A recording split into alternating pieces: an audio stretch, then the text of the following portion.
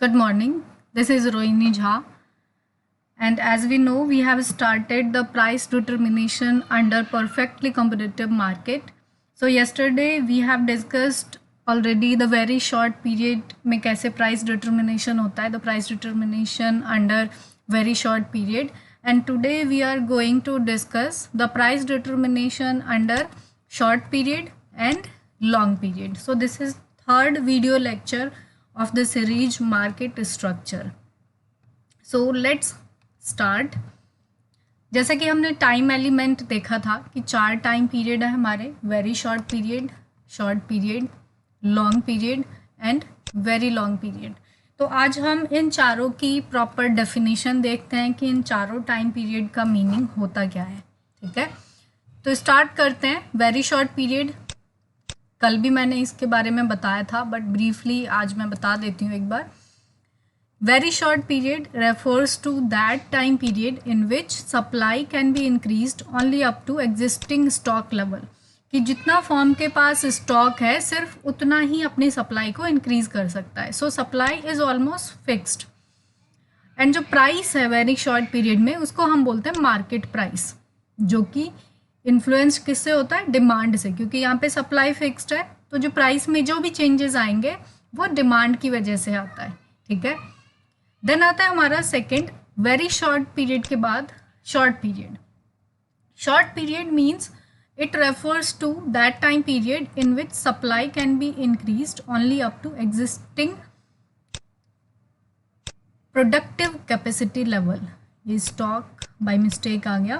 Productive capacity की form के पास जो प्रोडक्टिव कैपेसिटी है उतना अपनी सप्लाई को इंक्रीज कर सकता है। ठीक है, दैट मीन्स कि सपोज कि आपके पास जो भी रॉ मटेरियल था आप उसको यूज़ कर सकते हो। ठीक है, देन उसके बाद आपके पास कोई लेबर फोर्स है जो पहले से प्रोडक्टिव कैपेसिटी आपके पास है, क्योंकि शॉर्ट पीरियड मीन्स कि आपके पास एक रॉ मटेरियल और लेबर वेरिएबल है और सारे फैक्टर फिक्स्ड है, तो आप टेक्निक में चेंज नहीं कर सकती फॉर्म। देन उसके बाद कोई भी न्यू इन्वेंशन कोई फॉर्म नहीं इस्टेब्लिश हो सकती। तो शॉर्ट पीरियड में जितनी एग्जिस्टिंग प्रोडक्टिव कैपेसिटी है उतनी हम सप्लाई को इंक्रीज कर सकते हैं। सो यहाँ पर भी सप्लाई से ज़्यादा जो रोल प्ले करता है that is demand. Although supply can be increased but productive capacity जितनी है फॉर्म की एग्जिस्टिंग उतना ही सप्लाई को इंक्रीज किया जा सकता है।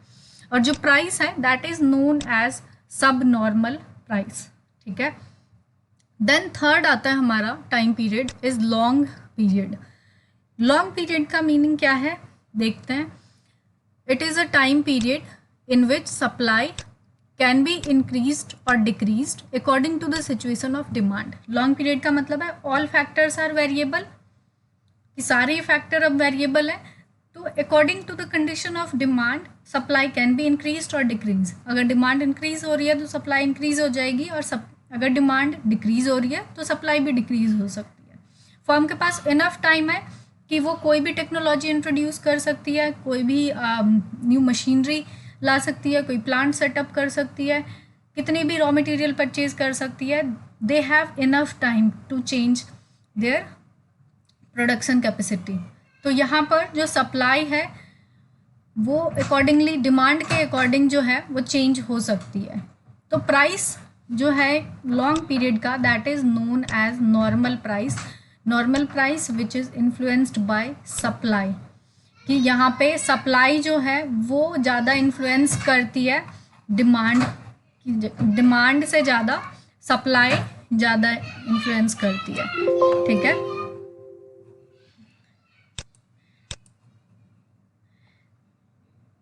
देन उसके बाद है हमारा fourth very long period. Very long period, long period के बाद वेरी लॉन्ग पीरियड का कोई मतलब नहीं बनता, बट फिर भी लॉन्ग पीरियड का मतलब है कि कोई भी डिमांड और सप्लाई में चेंज की वजह से कोई भी बेसिक चेंजेस को इंट्रोड्यूस किया जा सकता है। यहाँ पे जो डिमांड चेंज होता है वेरी लॉन्ग पीरियड में, mainly very long period is related to the trade cycle. ये जो हमारा टाइम पीरियड है वो ट्रेड साइकिल से रिलेटेड है, जो बिजनेस साइकिल होता है up and downs, inflation, recession, depression, तो ये टाइम पीरियड ट्रेड साइकिल है। तो डिमांड जो है यहाँ पे डिमांड में चेंजेस क्यों होंगे? अगर डिमांड पॉपुलेशन चेंज हो रही है, टेस्ट एंड प्रेफरेंसेस चेंज हो रहे हैं कंज्यूमर्स के, तो डिमांड चेंज होगा। सप्लाई में चेंज कैसे आएगा? टेक्नोलॉजी में चेंज होगा, इन्वेंशंस हो रही है, इनोवेशन हो रही है, तो सप्लाई चेंजेस होंगे। सो यहाँ पे ट्रेड साइकिल से इन्फ्लुएंस्ड है।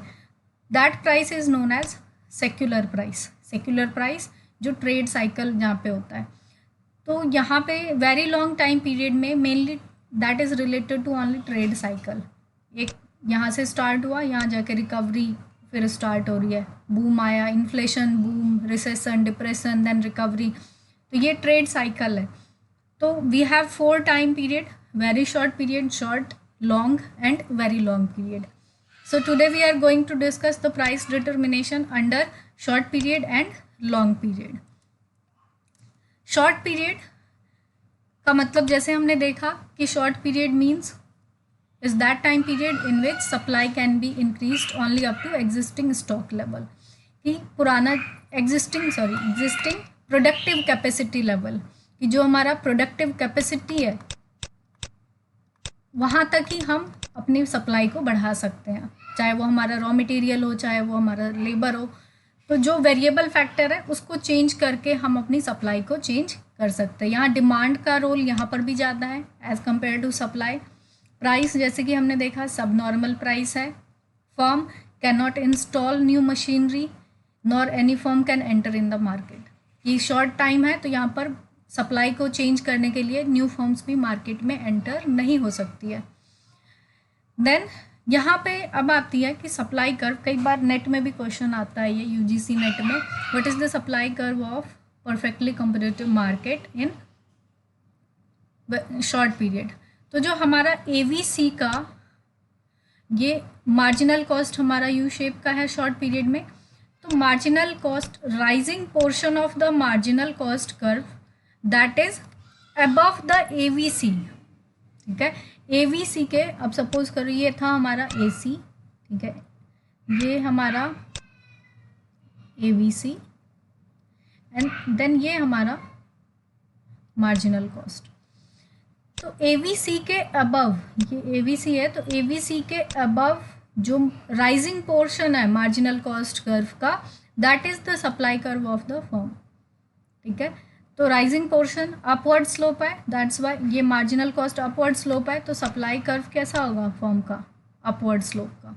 ठीक है, एंड जो लॉस होता है फर्म को, अगर सपोज कि शॉर्ट पीरियड में प्रॉफिट भी हो सकता है, लॉस भी हो सकता है, जो लॉस होता है वो लॉस फिक्स्ड कॉस्ट का होता है जिसको फर्म को बियर करना पड़ता है। ठीक है, तो loss faced by the firm in short run is the loss of fixed cost. ये भी एक इम्पॉर्टेंट क्वेश्चन बनता है कि कौन सा लॉस होता है, तो फिक्स्ड कॉस्ट का लॉस होता है जो शॉर्ट पीरियड में बियर करती है firm. And supply curve, the rising portion of marginal cost curve that is above the AVC. ठीक है, लॉन्ग रन में वही एसी के अबव जो होगा, एवरेज कॉस्ट के अबव जो है portion, that is supply curve. ठीक है, तो दोनों में डिफरेंस पता होना चाहिए कि शॉर्ट रन में कौन सा राइजिंग पोर्शन लेते हैं और लॉन्ग रन में कौन सा लेते हैं। तो अब हम देखते हैं कि कैसे प्राइस का डिटर्मिनेशन होता है डायग्रामेटिक। ये हमारा OX एक्सिस है, OX एक्सिस पे क्वांटिटी एंड OY एक्सिस पे हमने लिया है price. Supply curve short period में अपवर्ड स्लोप होगा। ठीक है, जो हमारा वेरी शॉर्ट पीरियड था वहाँ पे एक टाइम पीरियड तक अपवर्ड था, देन वर्टिकल हो गया था, क्योंकि हम स्टॉक जहाँ तक रख सकते थे वहीं तक हमारा अपवर्ड होता है। बट यहाँ पे प्रोडक्टिव कैपेसिटी अवेलेबल है तो फर्म की जो सप्लाई कर्व है अपवर्ड स्लोप होगी, ऑल्दो लेस इलास्टिक होगी क्योंकि बहुत ज़्यादा चेंजेस नहीं कर सकती फर्म। तो इनिशियल ये हमारी सप्लाई कर्व है S, और इनिशियल जो डिमांड कर्व है फर्म की दैट इज़ D। ठीक है, ये हमारा डिमांड कर्व है। तो जहाँ पे दोनों इंटरसेक्ट कर रहे हैं, ये सपोज ए पॉइंट पे जहाँ इंटरसेक्ट किया वहाँ पे प्राइस डिटरमाइन हो गई OP एंड क्वांटिटी OM। अब अगर डिमांड इंक्रीज होती है, हमने क्या पढ़ा, डिमांड अगर चेंज होती है तो सप्लाई में एग्जिस्टिंग प्रोडक्टिव कैपेसिटी के अकॉर्डिंग चेंजेस हो सकते हैं। डिमांड अब इंक्रीज हुई सपोज, तो डिमांड कर्व अपवर्ड शिफ्ट हो गया D से D1। ठीक है, अब जैसे डिमांड अपवर्ड शिफ्ट हुआ, इक्विलिब्रियम A से बी पॉइंट पे मूव कर गया, तो फर्म यहाँ पे अब प्राइसेस देखो, प्राइसेस क्या हुई, बढ़ गई है क्योंकि डिमांड बढ़ी है मार्केट में, बट सप्लाई को हम उतनी नहीं बढ़ा सकते, जितना हमारा प्रोडक्टिव कैपेसिटी है उतनी ही बढ़ा सकते हैं। तो क्वांटिटी भी इंक्रीज़ हुई है, but as compare to quantity demand price ज़्यादा इंक्रीज़ होगी, क्योंकि डिमांड अगर 10% इंक्रीज़ हुई है तो सप्लाई को हम 10% इंक्रीज़ नहीं कर सकते, ठीक है। तो क्वांटिटी भी इंक्रीज़ हुई है क्योंकि हम सप्लाई को बढ़ा सकते हैं अभी, तो इसलिए क्वांटिटी इंक्रीज़ हुई है, बट डिमांड जैसे ही बढ़ी प्राइसेस राइज हो जाएंगे, ठीक है, क्योंकि हमारा जो ये इनिशियल प्राइस लेवल है इस पे अगर डिमांड इंक्रीज़ हुई है, सपोज D1 हो गई, तो अगर इनिशियल प्राइस लेवल था तो उस पर देखो शॉर्टेज आ रही है, ये ए से लेके सी पॉइंट ले लेता है, ये शॉर्टेज है, ये हमारी डिमांड है, ये सप्लाई है। अगर प्राइस लेवल सिर्फ यहाँ पी रहता तो शॉर्टेज क्रिएट हो गया। अब इस शॉर्टेज क्रिएट हुई है तो इस शॉर्टेज को ख़त्म करने के लिए फर्म क्या करेगी, अपनी सप्लाई को बढ़ाएगी। तो सप्लाई को बढ़ाया है, बट पूरी तरीके से सप्लाई नहीं बढ़ सकती, ठीक है। इक्विलिब्रियम पॉइंट सी नहीं है क्योंकि डिमांड सप्लाई इंटरसेक्ट नहीं कर रही है यहाँ पे, तो यहाँ पे ये इक्विलिब्रियम पॉइंट है, तो सप्लाई सिर्फ एम से लेके के तक इंक्रीज़ हुई है क्वांटिटी, इसलिए हमारी प्राइसेस राइज हो गई क्योंकि डिमांड के कंपैरेटिवली सप्लाई अभी भी कम है, that's why price rises. Similarly जब डिमांड डिक्लाइन होगी तो डिमांड कर्व डाउनवर्ड शिफ्ट होगी डी से D2। अब हमारा इक्विलिब्रियम यहाँ आ गया ई पॉइंट पे, तो जैसे डिमांड डिक्लाइन हुई सप्लाई क्या होगी, क्वांटिटी कम हो गई और प्राइसेस भी डिक्लाइन हो जाएगी। तो डिमांड के इंक्रीज़ होने से प्राइस इंक्रीज़ हो रही है, डिमांड के डिक्रीज़ होने से प्राइस डिक्रीज़ हो रही है, बट साथ में क्वांटिटी में भी चेंजेस आ रहा है, क्वांटिटी भी इंक्रीज़ और डिक्रीज़ हो रही है, ठीक है। तो यहाँ पे शॉर्ट पीरियड में सिर्फ एग्जिस्टिंग प्रोडक्टिव कैपेसिटी तक ही फर्म जो है अपनी सप्लाई को इंक्रीज़ कर सकती है। सप्लाई इज़ लेस इलास्टिक, कि डिमांड के कंपैरिजन में सप्लाई को उतना नहीं बढ़ा सकते, इक्वली नहीं इंक्रीज़ हो सकता, दैट्स वाई यहाँ पे प्राइसेस जो है वो बढ़ रहे हैं डिमांड के बढ़ने से। तो ये था हमारा शॉर्ट रन का प्राइस डिटर्मिनेशन। देन आते हैं हम लॉन्ग रन पे। अब लॉन्ग रन में फॉर्म, लॉन्ग रन का मतलब है कि लॉन्ग रन में सारे ही फैक्टर क्या है, variable, all the factors are variable, all factors are variable, सभी फैक्टर वेरिएबल है, कोई फैक्टर फिक्स्ड नहीं है। तो डिमांड के अकॉर्डिंग सप्लाई को इंक्रीज़ किया जा सकता है, डिक्रीज़ भी किया जा सकता है, ठीक है। यहाँ पे सप्लाई का इन्फ्लुएंस ज़्यादा है, ठीक है, अगर डिमांड इंक्रीज़ हुई तो सप्लाई इंक्रीज़ हो जाएगी। तो यहाँ पे जो प्राइस है वो ज़्यादा किससे इन्फ्लुएंस्ड होती है, सप्लाई से, rather than demand, and this price is known as normal price, ठीक है। All factors are variable and most important thing कि लॉन्ग रन में फर्म को सिर्फ नॉर्मल प्रॉफिट मिलेगा। Normal profit means no profit no loss, न तो profit हो रहा है ना ही लॉस हो रहा है। अब इसके पीछे जो रीज़न है वाई ओनली नॉर्मल प्रॉफिट, इसका पीछे हमने जो फीचर्स पढ़े थे परफेक्टली कॉम्पिटिटिव मार्केट में, उसमें एक फीचर था फ्री एंट्री एंड एग्जिट, कि शॉर्ट रन में तो फर्म एंटर नहीं कर सकती मार्केट में, बट यहाँ पे क्या है, फर्म एंटर भी कर सकती है, एग्जिट भी कर सकती है। तो फ्री एंट्री एंड एग्जिट की वजह से फर्म को नॉर्मल प्रॉफिट ही मिलता है। कैसे मिलता है ये मैं एक बार एक्सप्लेन कर देती हूँ, कि जब प्रॉफिट हो रहा है सपोज मार्केट में, अभी प्रॉफिट हो रहा है, तो अदर फर्म्स क्या होंगी, अट्रैक्ट होंगी। तो फर्म क्या, जैसे ही अट्रैक्ट हुई तो फर्म मार्केट में एंटर होना स्टार्ट होंगी, तो नंबर ऑफ फर्म्स क्या हुई, इंक्रीज हो गई, ठीक है। नंबर ऑफ फर्म जैसे ही इंक्रीज होगी सप्लाई बढ़ेगी। अब मार्केट में जब सप्लाई इंक्रीज हुआ तो प्राइसेस क्या होंगे, डाउन हो जाएंगे। पहले के कंपैरेटिवली प्राइस कम हुआ, दैट मीन्स रेवेन्यू कम हो गया, तो जो प्रॉफिट मिल रहा था वो ख़त्म हो जाएगा धीरे धीरे करके। जब तक तो फर्म एंटर होती रहेंगी, सप्लाई बढ़ता रहेगा, प्राइस रिड्यूस होती रहेंगी, तो रेवेन्यू कम हुआ, रेवेन्यू कम होते ही प्रॉफिट ख़त्म हो गया। वहीं पे सपोज कि अब लॉस हो रहा है मार्केट में, तो लॉस होते ही फर्म क्या करेगी, एग्जिट कर लेगी मार्केट से। जैसे ही फर्म एग्जिट करती है सप्लाई रिड्यूस हो जाता है क्योंकि प्रोडक्शन कम होगा, तो सप्लाई रिड्यूस हुआ, प्राइस बढ़ने शुरू हो जाएंगे, ठीक है। तो प्राइस बढ़ते ही क्या होगा, रेवेन्यू इंक्रीज होगी, एवरेज रेवेन्यू इंक्रीज हुई, और रेवेन्यू इंक्रीज होने से जो लॉस था वो ख़त्म होगा। तो प्रॉफिट होगा पहले अगर प्रॉफिट हो रहा है तो नंबर ऑफ फॉर्म एंटर करेंगी, उससे अब प्रॉफिट धीरे धीरे कम हो जाएगा। देन अगर लॉस होता है तो भी वो लॉस धीरे धीरे करके ख़त्म हो जाएगा, क्योंकि फॉर्म्स मार्केट से एग्जिट हो जाती हैं। तो एक फ्री एंट्री और एग्जिट जो है एक मेजर रीज़न है जिसकी वजह से लॉन्ग रन में फॉर्म को सिर्फ नॉर्मल प्रॉफिट मिलेगा। That means no profit no loss. ठीक है, तो अब हम प्राइस डिटर्मिनेशन देखते हैं लॉन्ग पीरियड का। अब शॉर्ट पीरियड में जो सप्लाई कर्व थी वो लेस इलास्टिक थी, बट यहाँ पे जो सप्लाई कर्व है that is elasticity is greater than 1। ये हमारा elasticity of supply greater than 1 है। फ्लैटर कर्व दिख रहा है, ग्रेटर देन 1 में फ्लैटर कर्व बनेगा। तो सप्लाई कर्व फ्लैटर है हमारा, क्योंकि यहाँ पे अब सारे फैक्टर वेरिएबल हैं। ठीक है, तो सप्लाई कर्व फ्लैटर होगा क्योंकि हम चेंजेस कर सकते हैं सप्लाई में डिमांड के अकॉर्डिंग, जितनी चेंज होगी उससे ज़्यादा भी हो सकती है। तो इनिशियल डिमांड कर्व हमारा डी है, जहाँ पे सप्लाई और डिमांड इंटरसेक्ट कर रहे हैं सपोज ई पॉइंट पे। तो प्राइस डिटरमाइन हो गया हमारा पी और क्वांटिटी एम। अब सपोज कि डिमांड इंक्रीज होती है तो डिमांड कर्व अपवर्ड शिफ्ट हो गई डी से D1। अब न्यू इक्विलिब्रियम पॉइंट जहाँ पे सप्लाई कर्व और न्यू डिमांड कर्व इंटरसेक्ट कर रही है E1 पॉइंट पे, वहाँ पे इक्विलिब्रियम है। अब जो प्राइस है, अब यहाँ पे इफेक्ट देखना कि न्यू इक्विलिब्रियम पे अब डिमांड बढ़ी है तो ऑब्वियसली प्राइस इंक्रीज होगा। डिमांड बढ़ने से प्राइस इंक्रीज हो गया P से P1, but quantity demand M से K। अब यहाँ पे दिख रहा है change in quantity is greater than change in price, क्योंकि इलास्टिसिटी क्या है ग्रेटर देन 1।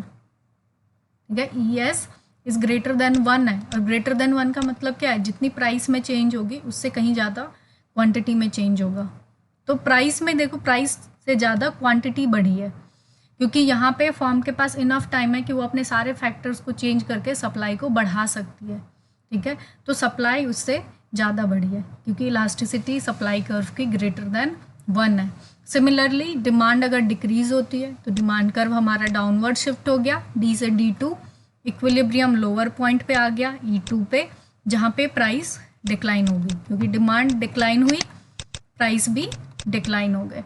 अब प्राइस डिक्लाइन हुआ तो क्वांटिटी भी अब डिक्लाइन होगी, क्योंकि डिमांड के चेंज होने से सिमिलरली सप्लाई चेंज होगा, तो क्वांटिटी Q से M। सेम प्राइस से ज़्यादा क्वांटिटी में चेंज आ रहा है क्योंकि इलास्टिसिटी ग्रेटर देन 1 है।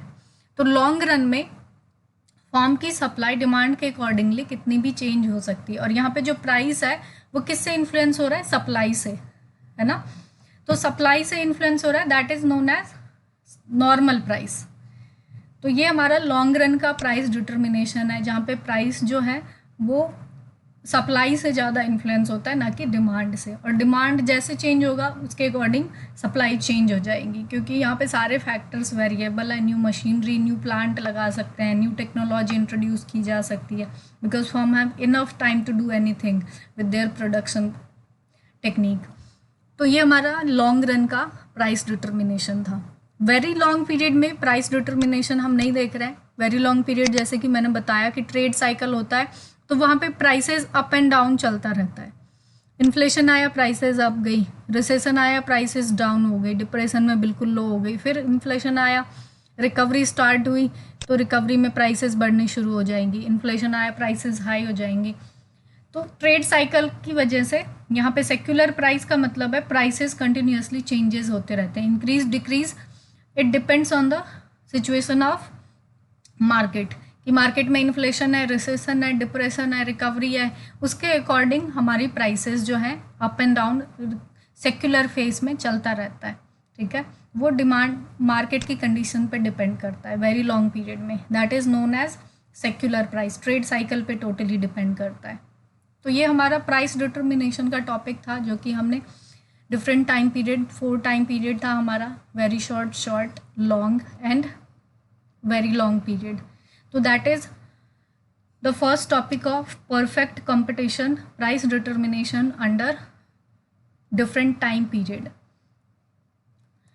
So let's recap.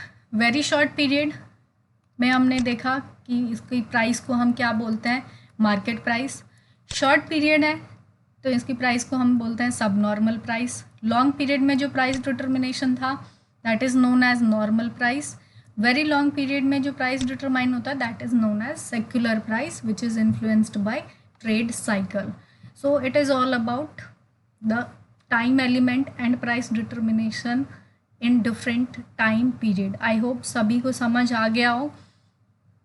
कोई भी ऐसा इशू है तो कमेंट बॉक्स में आप कमेंट कर सकते हो कि कोई भी इसमें प्रॉब्लम आती है तो कमेंट बॉक्स में लिख के आप उसका आंसर ले सकते हो. सो ये टॉपिक आज ओवर होता है डिफरेंट टाइम पीरियड में प्राइस डिटर्मिनेशन. नेक्स्ट टॉपिक हम स्टार्ट करेंगे. So for that stay tuned and subscribe the channel economic arena for get more information and update. Thank you so much.